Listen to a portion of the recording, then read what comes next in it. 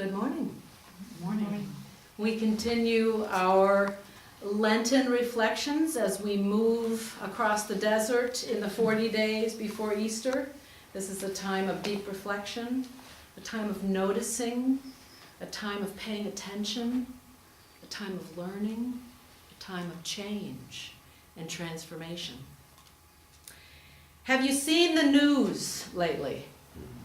All over the news. The fake news or the real ones? Yeah. We are hearing of, unfortunately, the real news of the shooting in Florida. And a specific aspect of that which caught our attention this week, which is that we had these loving parents. They actually were not the actual parents of the shooter. A man and a woman who loved the young man who did the shooting. They cared for him, they took him in. But what was interesting is that they didn't see, and this was what they reported, and I think we can all relate to this, after the fact when we look at a situation that's unfortunate and painful. They didn't see signs. They didn't see signs that they could talk about, at least. And so this is a call for all of us at this time of year to be awake, to pay attention, to be our brothers and our sisters' keeper. And this is a time in Lent where, what does it mean to love? What does it mean to love each other? And part of the answer is that love isn't really love unless there's understanding with it. Love becomes strong and wise when we see. So we, as Dr. Martin Luther King Jr. used to say, love is not a sentimental something, a gooey, spineless, unseeing feeling. Love has sight and vision and understanding and perceives the truth. And when we have love and truth together, we have real presence and reality. So, all of that, that's a lot of philosophy in the first few minutes, isn't it? Love and understanding make life. And I'm just going to put that on a shelf for a second and bring us now back to the story of today, which is the Transfiguration. Jesus takes Peter, James, and John up to the mountain. And he shows himself to them. He transfigures himself with them. And you can imagine climbing a high mountain, and when you get to the top, you can imagine that you would just take a breather for a minute. Whew. Who here has climbed a tall mountain? Not a hill. Yeah? Yeah. Yeah. So part of the symbolism here is that we're climbing to God. We're making an effort. We're taking the effort and expending ourselves, and we reach a higher plane. And so we can imagine if we were one of them with him, we would just want to take a breather and maybe rest and close our eyes for a minute. But not go to sleep. Anybody here going to sleep? Not going to sleep, but climbing the mountain and taking a rest. And there it is that his face is altered. And I just invite you to use your imagination with me now. It's one of the greatest gifts God will ever give you, is your imagination, your ability to visualize and be present to something that you are not physically in, but your mind goes there. I imagine that you are there with him and you see an altered face and you see eternity in his eyes. It says in the scriptures, the translation from the Aramaic is that his eyes were like the sun. and that his clothes were brighter and more pure than the first snowfall. That they were resplendent and glowing. I ask you to imagine what that would feel like and what that would look like. That divinity itself is showing itself to you. And not only did they see his countenance shift and change into something otherworldly after that high climb, but then they saw Moses, the ancient lawgiver, powerful. And they also saw the prophet Elijah. And they were so overwhelmed at a sense of the glory of the moment that they did fall. They also planned and plotted to create 3 tabernacles, one for Moses, who was the ancient lawgiver, and the prophet Elijah. And they wanted to honor all 3. And so can you imagine that if you're in the presence of something that just makes you, if you've ever been to Crater Lake, Oregon, or if you've ever been, on the highest mountain. What is the highest mountain in the world? Have you ever climbed? What is it? Everest. Have you ever looked over an ocean, Pacific or Atlantic or Indian Ocean? Have you ever looked over an ocean and just felt like there was something more? Yeah. So they were moved by that moment, and their eyes were closed, and they were planning to make 3 tabernacles, and so they were down on their knees, and suddenly they hear a voice beyond any one of them. And they hear this voice that says, "This is my son, in whom I am well pleased. Listen to him." And then they open their eyes, and there only is one. There is the Lord standing there. And he says, "Don't be afraid. Listen, rise up and live into this moment. Rise into this moment and be present to what I'm showing you." So powerful. What is the nature of ultimate reality? Is it physical things? Is ultimate reality things that you can touch? Is it just surviving? Is ultimate reality only relationships? These are very deep questions. This is the kind of depth that we can come to at Lent. This is what Easter is pulling out of us.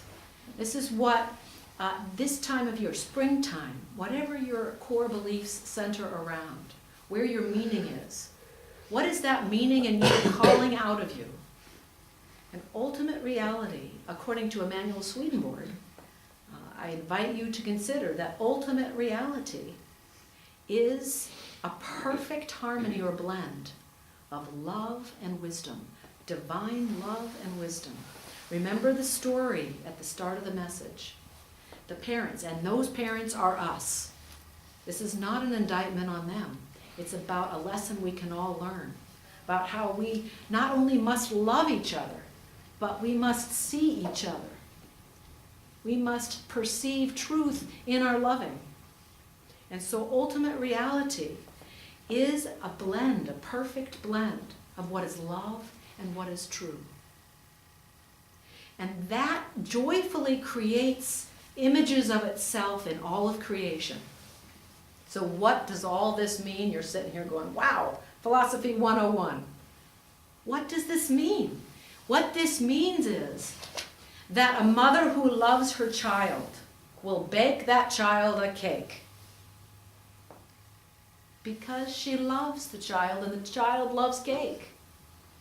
That is a reflection, an outer reflection of the love in her. A father loves his child. And what does the father make? A tree fort. Let's just say it's a tree fort. Money. Money. Yeah, money is an expression of care. Yeah. And so we have all these different ways that love and wisdom create in life through us, images of itself. That is what This is, by the way, the internal sense, the deeper meanings of the word. That's what Jesus was, by the way. He was an image of the divine, coming and being present to show itself in a form. So let's go to these characters, Peter, James, and John. Peter, James, and John represent something specific. Peter, seeing, perceiving the truth. James is the feeling, remember at the start of worship today, the feeling in our heart of wanting to give and to help, that feeling in our heart of charity. John is the action of charity. So all three Jesus calls up to the mountain with him. So that means something for us. That's telling us something. It's telling us that we need to bring our understanding, our experience, and our internal state of love. And it also means that we need to bring the action of love. And when all three things are operating in us, a desire to understand, a feeling of love, and action of love, then guess what happens? Anyone? You see and experience the divine. That's when the presentation of Jesus becomes altered. You know, I can't tell you how many people I meet who say, you know, I know Jesus was a prophet. I know that he was important in history. I know he was a great man. But that's all I know. And that's all I'm willing to say. And that's real. And that's true. And I respect that. And what Swedenborg is saying is that when we in our life, we bring together the three things that those disciples represent. When we bring a desire to see and to know, we bring the love that's in us into action. When those things happen, then we see the divinity before us. We see divinity before us. And so we can learn from this lesson more, which is we can be suspicious. You ready? Mm-hmm. We can be suspicious of ourselves when we're trying to push a truth without love. This is an example of what all this means. Like when we talk politics and we talk religion, those are hot topics, aren't they? Mm-hmm. When we talk politics and religion, we can speak our truth and we know it. But we can be suspicious. If undergirding our conversation about politics and religion, there is not love. There isn't respect for the other. There isn't a sense of freedom that we give the other in the conversation.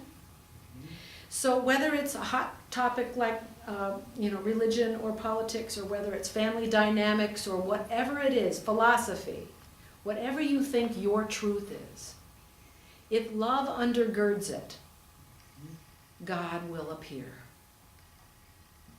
Because you're seeking the truth from love. If you are loving your children, your spouse, your coworkers, whoever it is that you're loving in a moment, if you're loving that person, but you're keeping a blind eye to something, a truth about that relationship, so that you don't speak of it, you don't want to know, you push it away.